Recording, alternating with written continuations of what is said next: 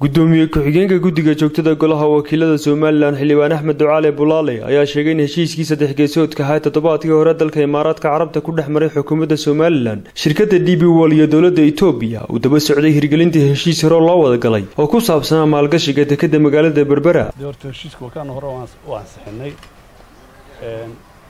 marka imika waxa maanta dhaweed la kala saxday waxay ahayd waa hirgelintiisa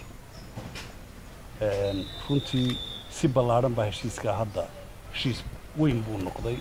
sidaad maqasheen saddex dowladood baa kala saxday Itoobiya DP World oo Imaaraadka iyo Soomaaliland saddex dowladood baa kala saxday saddexda dowladood ee kala saxday oo saddexduba ay ka tirsan yihiin gobolka badda cas ay ka tirsan yihiin waxaad ogtihiin heshiiskaasu runtii anigu waxaan u arkaa heshiiskaasu inuu noqday heshiis taariikhi ah wax badanna ka bedelaya ganacsiga iyo dhaqaalaha dalkan aynu ku noolahay Soomaaliland sidaan xogta ku haya ama warka ku hayana dhawaan waxay bilaabi doonaan shirkadda DP World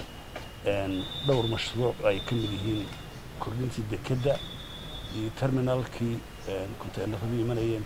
iyo wadadii Berbera corridor ee isku xidhaysay Soomaaliland iyo Itoobiya. gudoomiye ku-xigeenka guddiga joogtada golaha wakiilada oo qaybo ka mid ah warbaahinta kula hadlay magaalada Hargeysa waxa kale la weydiiyay in heshiiskan ay saxiixday dowladda Itoobiya waxa uu ku jawaabay may dowladda Itoobiya ma saxiixin markii horena waxay lahaayeen dadku marba waxay doonaan bay iska oranayaan markii horena waxay lahaayeen waxay iyadoo heshiiska loo fadhiyo Imaaraadka oo la kala saxiixanaya bay lahaayeen ra'iisul wasaaraha Soomaaliya baa saxiixaya wax ka saxiixay bay dadku lahaayeen ra'iisul wasaaraha Soomaaliya isagoo jooga Imaaraadka baa agtiisa lagu saxiixay heshiiska ay saddex dowlad kala saxiixay wax laga weydiiyay jirin heshiiska markaa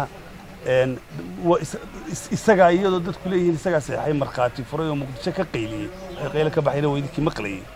marka tanna Itoobiya ma saxiixina waxaan ku leeyahay saddex dhinac ayaa kala saxiixday Somaliland